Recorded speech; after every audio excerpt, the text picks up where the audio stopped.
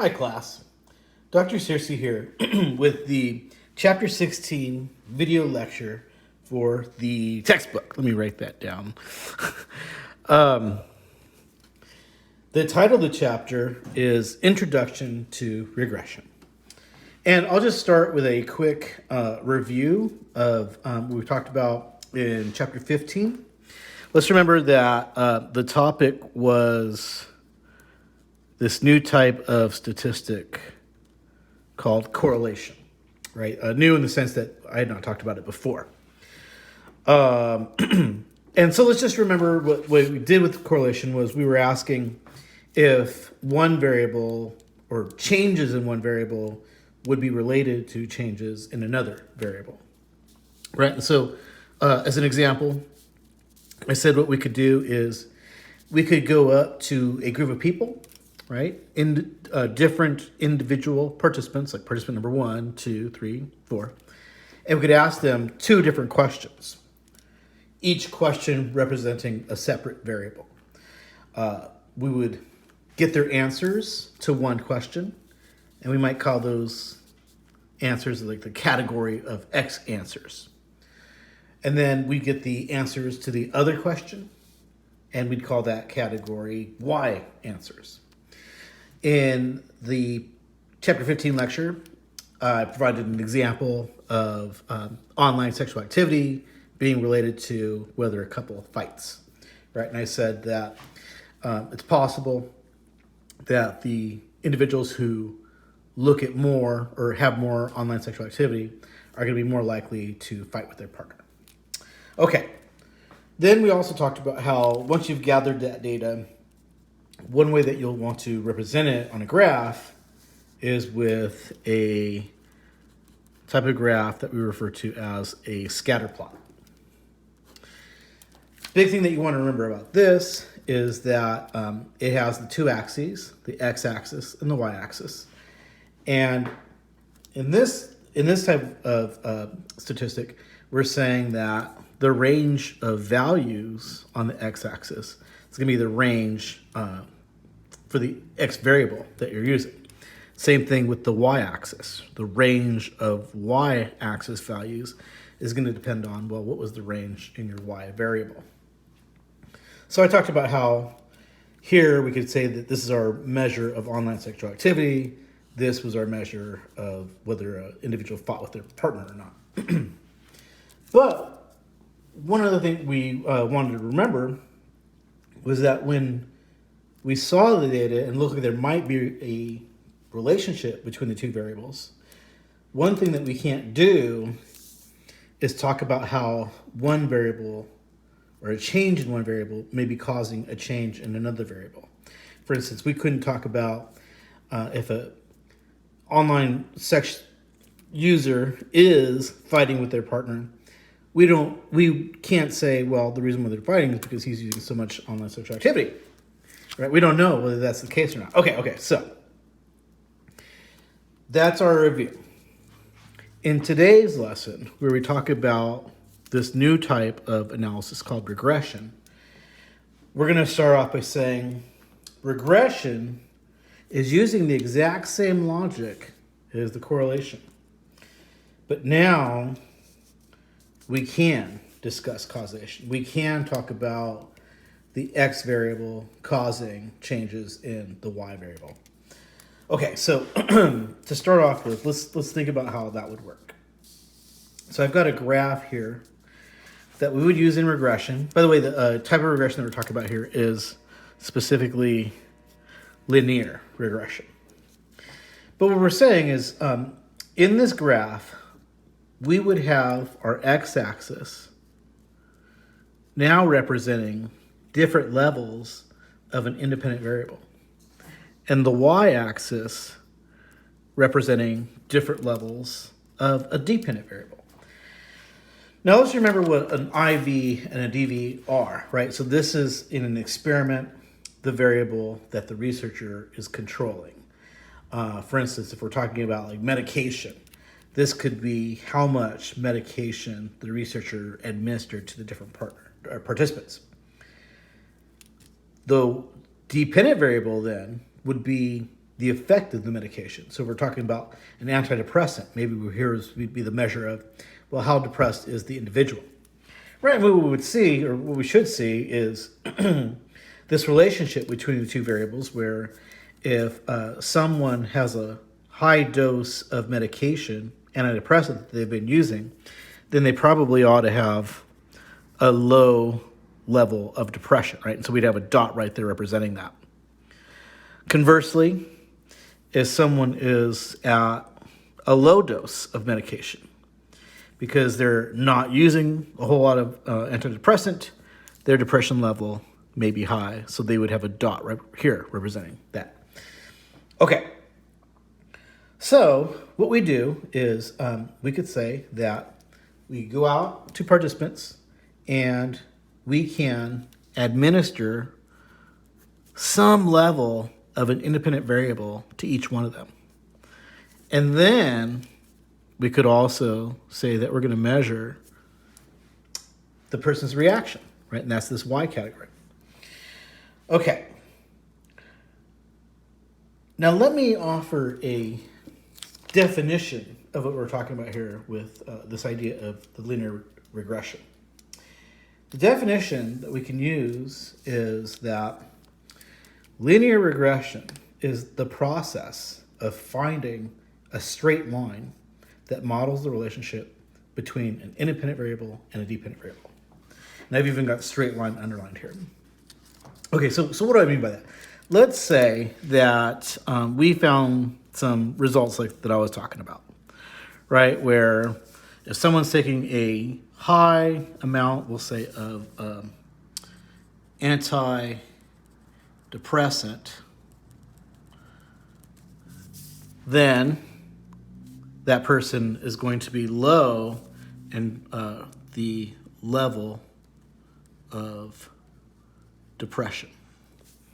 Conversely, if an individual is taking just a small amount of an antidepressant, then they're probably going to have a higher degree of depression. And we'd say maybe there are others in the middle, and then others who maybe just don't see that relationship. Okay.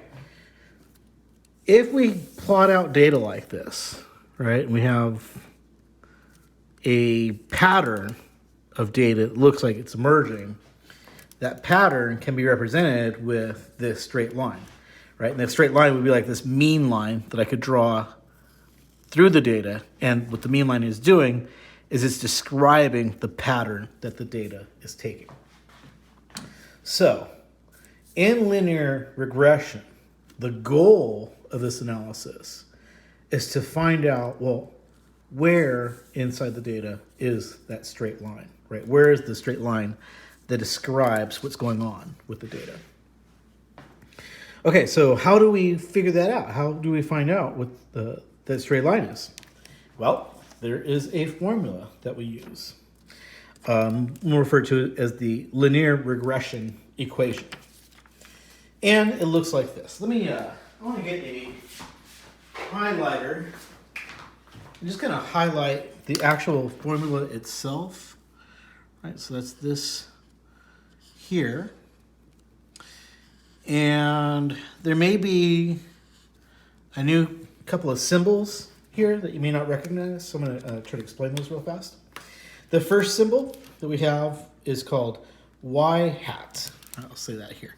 Y hat. Why do we call it Y hat? Well, because this Y is wearing a little hat. Okay, so first of all, what do we mean by Y? We're talking about the scores inside the Y column, the dependent scores. The reason why this Y is wearing a hat is because we're not just referring to it as Y, but rather a predicted value of Y. What this is saying is, supposing that we knew what kinds of levels of the independent variable participants were getting, we could predict, just based on knowing this, what the corresponding Y's would be. Okay, so that's what we're talking about with this Y character. How would we be able to predict what y would be? Well, we'd have some information. I'd say that the most important bit of information that you have is what I just talked about, this value of the independent variable. So I'm just going to write that. That's your important info that you're using, right? You're using that value, knowing what participant 1 has for the degree of their independent variable is going to help you predict what their y score should be. Person got a high amount of antidepressant, they should have a low amount of depression. Okay, so you're predicting what y is going to be by knowing what your x value is. In between, though, there are these two values. This one here is referred to as beta naught. Right? It's the lowercase version of the Greek letter beta. And what beta naught is referring to is the y-intercept. What do I mean by y-intercept? This is a number that is going to be on the y-axis somewhere, right? So if we say, okay, well, this number is 2, then it would represent that spot right there on the y-axis. And what it's saying is that it's where a regression line could begin, right? A regression line could start here, and it's going to venture out into the data somewhere.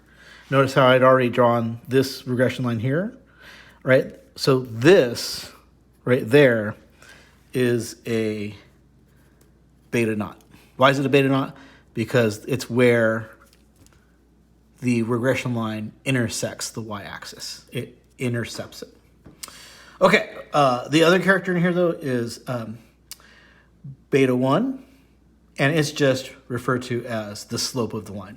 What do we mean by the slope of the line? We mean that if the line is changing as it moves from one x value to the other x value, we want to know at what degree is it changing. So this is slope, where we're assessing stuff like if the line is starting here, does it kick out that much? Or if it was starting here, does it kick out that much, right? These two things are slope. And that's what we're talking about. What is the slope of the line once it's leaving its spot on the y-axis? Okay, so let's see how this works. First, we'll say that we are now going to go over a linear regression equation example.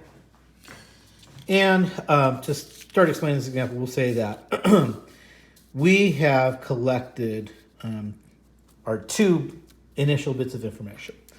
We have x values that we've collected from participants, and we have y values. Okay, so remember that the x values are different independent variable scores, and we're using these scores to predict what the corresponding dependent variable scores would be. Here I've got x values of 1, 2, 3, 4, 5, and dependent variable scores of 2, 4, 5, 4, 5. Okay, so I've already gone ahead and made a scatter plot graph for this data. Right, and I'm just going to go over it with you guys real quick. So we'll say that this was like it's participant number. This was participant number 1's data. So we've got we're saying they had an x value of 1 and a y value of 2. That's this dot right here. X value of 1, y value of 2. X value of 2 at 4 is that dot right there. 3 to 5 is this dot right here. 4 and 4 is that dot right there. And then 5 and 5 is that dot right there. And then this last row is just the two different means of the group.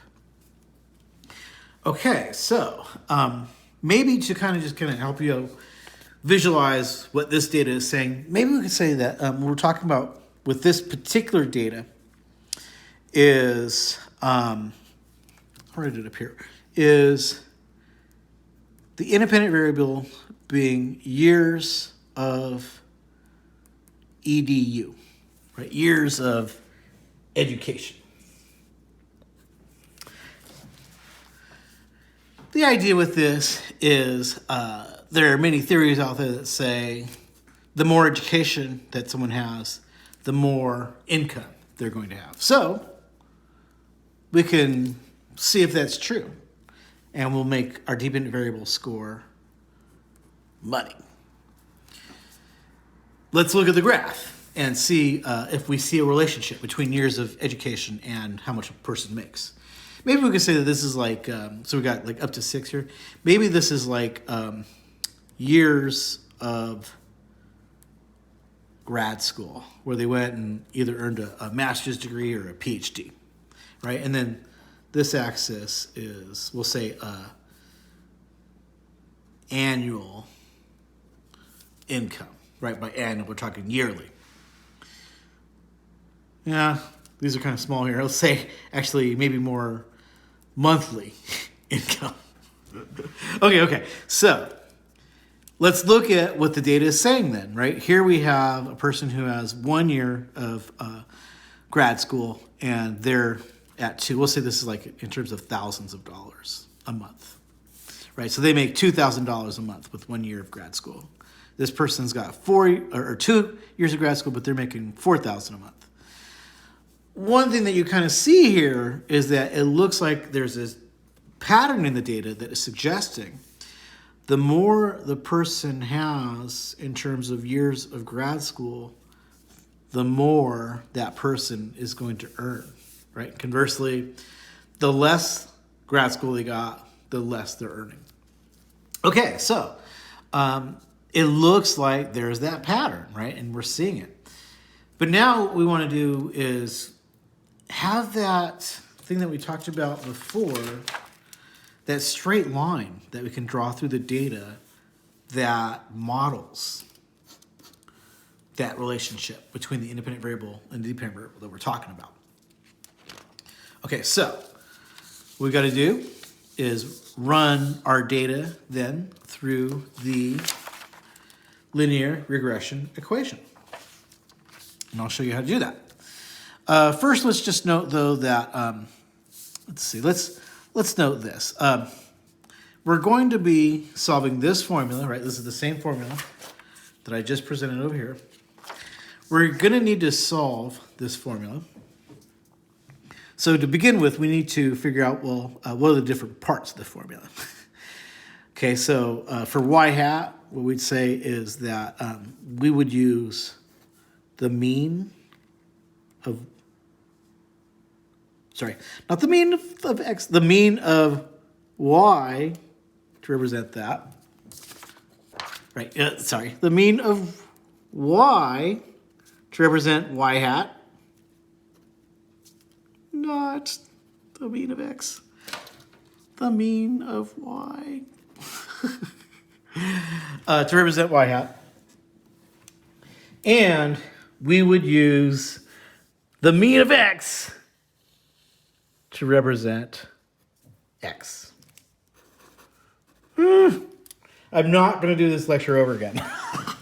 Okay, but now, so we know what our y value number would be, and we know what our x value number would be. We now need to figure out, well, what about our two variables in between, that beta naught and that beta 1?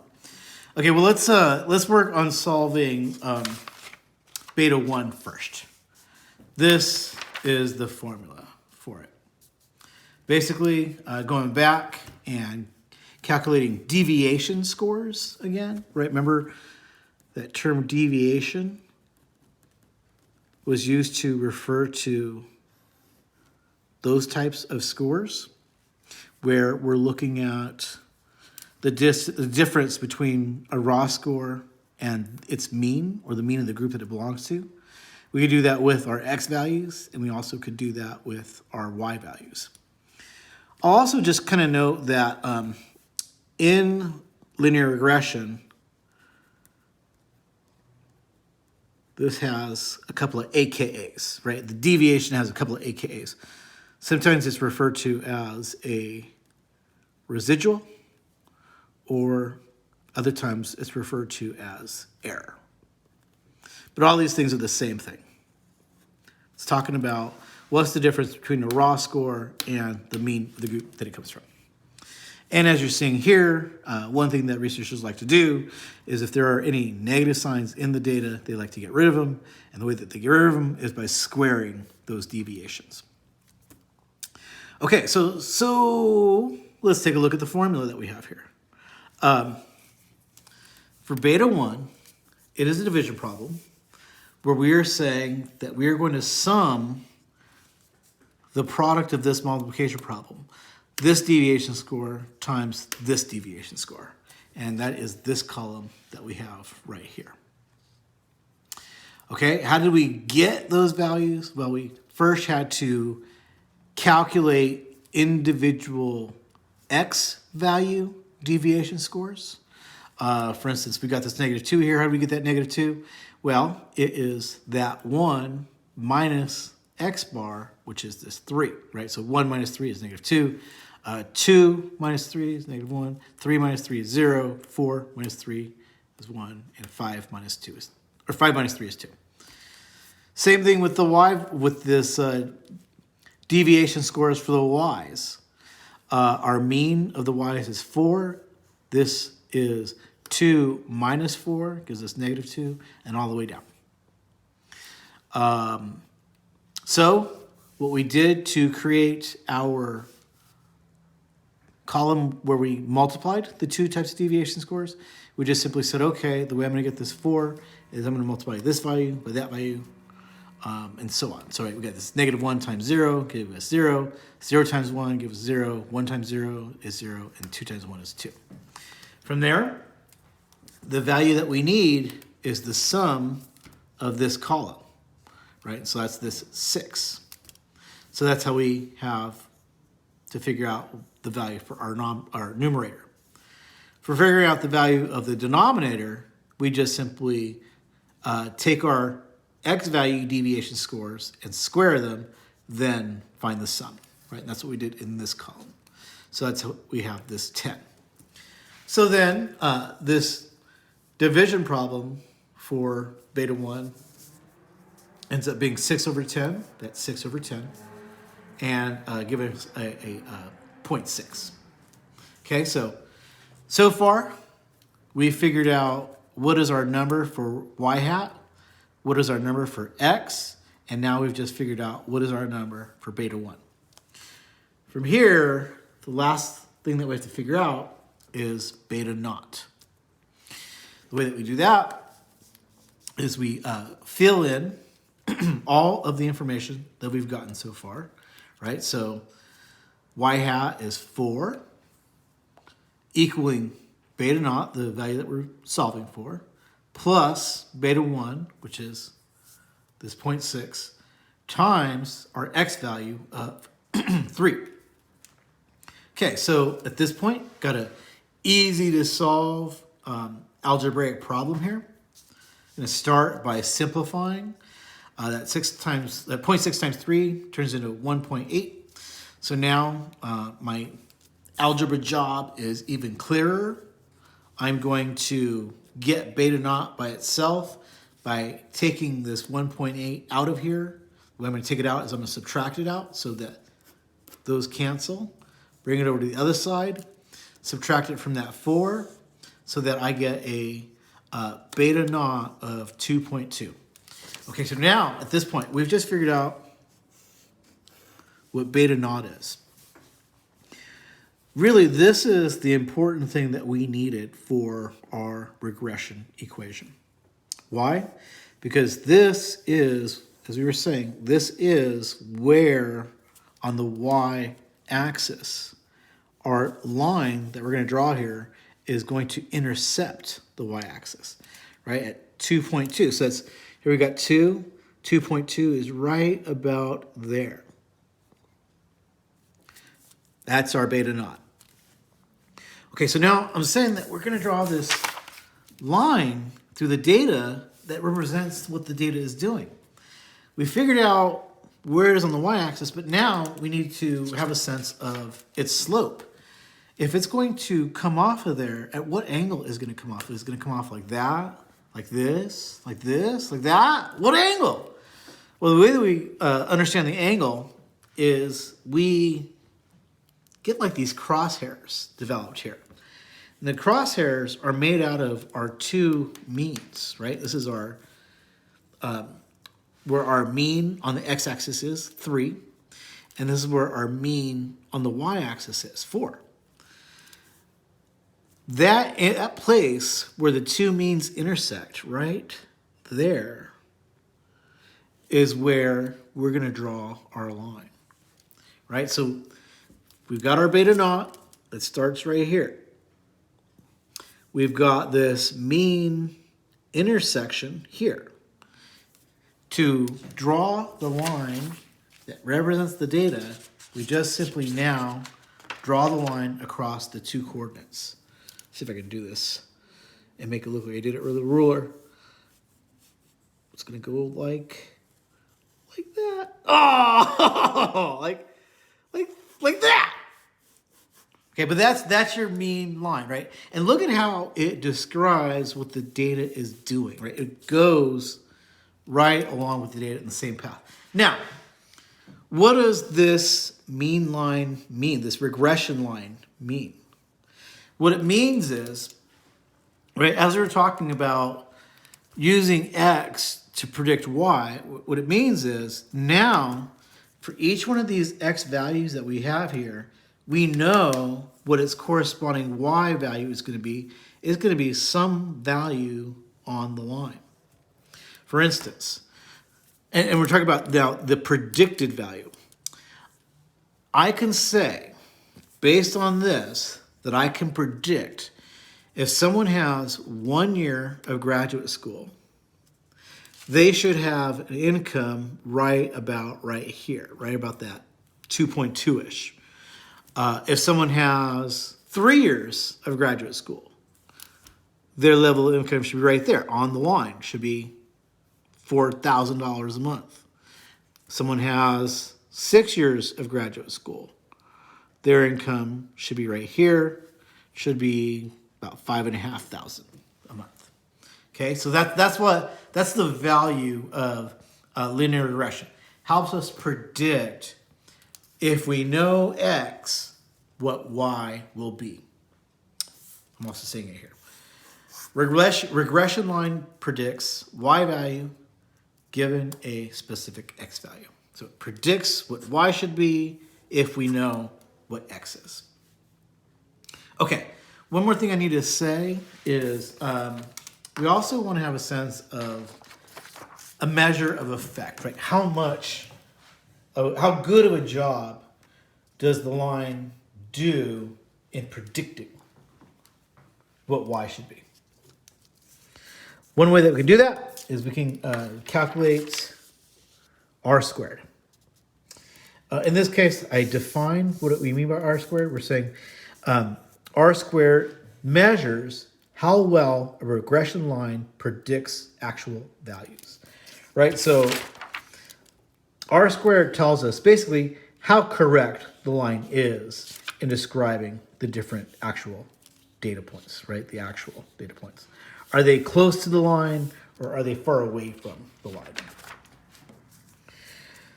The way it does it is it compares two different mean score differences, right? So now I'm going to talk about what I mean by this. First, we're saying mean score difference. We're going to use some mean score and we're going to subtract it from something. But we're not just going to do it once. We're going to do it 2 different times. And then once we've done it, we're going to compare each of those mean scores to each other. So let's take a look at what the 2 mean scores are. Here, let's refer to them as difference scores, right? So I've got a difference score here, and I've got a difference score here. What do I mean by the difference? We're saying that we're doing some kind of subtraction problem to learn some information about our data. In the first type of subtraction problem, we're saying that we are looking at actual y values, right? So not stuff that gets predicted, but what a person actually told us as an answer to a question that we actually asked them. So let's refer to this y then as actual y. And the subtraction problem that's happening is we're subtracting actual y from its actual mean that its group of scores generated. Right, so this is that typical deviation score that we've been talking about all semester long. Here's a visual representation of that. Right, we said that the mean was 4 on the y-axis. And we've got all of these different data points. Just so that you're saying the thing that we're talking about is how far is each data point away from the mean. Okay? And so we get that with this. The other type of difference score that we're using is the difference score for the predicted values, right? With the line said y should be if we know what x is. And remember the way that we obtain that is with y hat. Here we're saying, okay, but what's the difference between the predicted scores and the actual means? Okay. Okay, so how do we go about figuring this out? Well,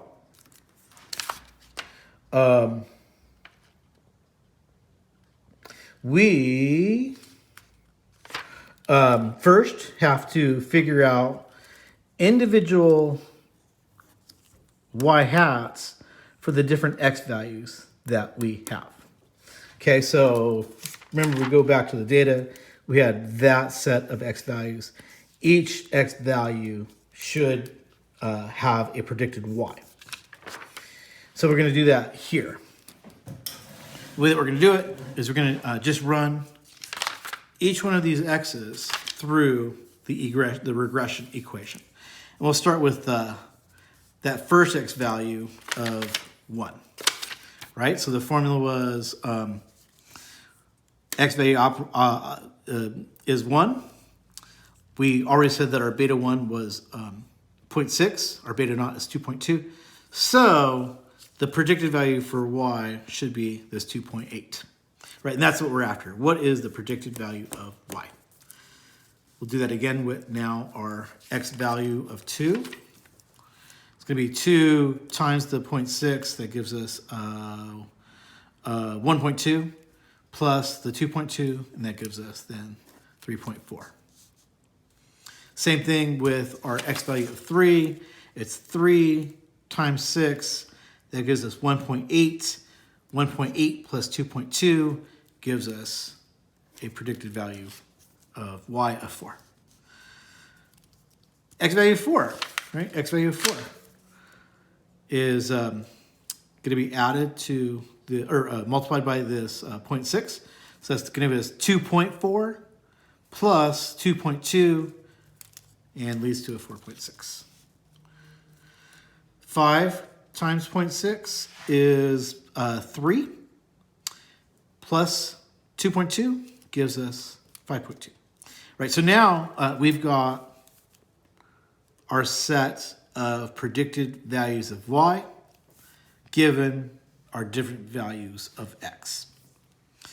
With this, we are going to need to gather some more information so that we can get what we need for our r squared equation. Right, and so here let's just kind of know how we are doing that comparison of the two different mean square differences. In the numerator, you have that mean score difference that we're talking about with regard to the predicted values of y, right, the y hat. In the denominator, you have that difference between the actual y's. Okay, so how do we go about getting this information? Well, first thing that we did was we had to get all of the individual y hats. Okay, But now let's go ahead and enter data onto a table to help us obtain what we need. Let's begin by figuring out what is the value for the sum of y minus y bar squared. We're going to start off by taking our y values, figuring out, we have to figure out what the mean is of those y values, and we're going to say, okay, it's going to be 4. From there, we are going to create a column where we are subtracting that mean from the individual y's. That's all these numbers here. By the way, a weird thing that ends up happening is in this column, no matter what numbers you get, you should end up with a sum of 0 in this column, right? And that's what we have here. 2 plus -2 is 0. I think the reason why that's the case is because I'm not going to try and explain it. Let's just say, okay, from here, now what I need to do is square that deviation, right? So I'm going to take our deviation scores, square them, and then figure out what the sum of that column is, right? So I've got the sum being a 6. Now I need to do the same thing for the deviations or the differences with the y-hats. That's going to be this group of data over here. So first thing I needed to do was create a column of y-hat values, right? And that's all these numbers here. Take it, create a different score where I'm subtracting the mean of y from y-hat. And so that is, I believe, going to be the 4 minus the 2.8.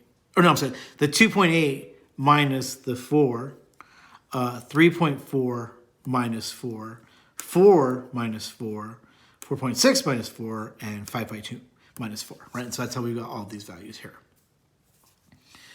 Last thing we need to see is that we're squaring that column though, right? So we just come over, take all these different deviations that we just calculated, square each one. Once we've got the column squared or figured out, then we calculate the sum of the column. And now we have the two values that we need for our r squared equation. 3.6, which goes in the numerator, over 6, which goes in the denominator, gives us an r squared value of 0.6. Now, we've talked about r squared previously and what it means, right? Basically, it is the amount of error explained by the IV. What does that mean? Right, so if we take these two graphs and think about the information that we've just generated here, what we're saying is, remember, error or residual was the deviation. But here, the deviation is between the predicted values of y and the actual values of y. When we look at that, we say then that 0.6 or 60% of the error is explained by the independent variable. Okay, that's all I've got. Thank you very much. I look forward to seeing you in the next lecture.